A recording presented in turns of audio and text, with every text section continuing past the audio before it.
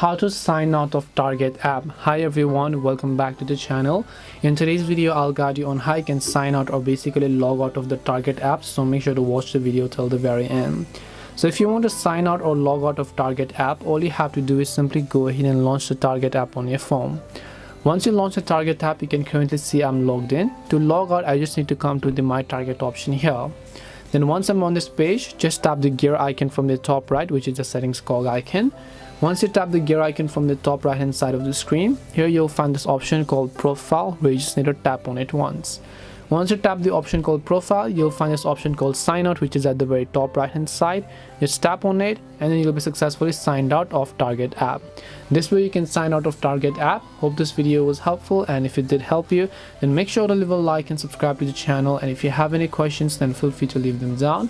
Thank you very much for watching till the end of this tutorial, and see you soon in the next video.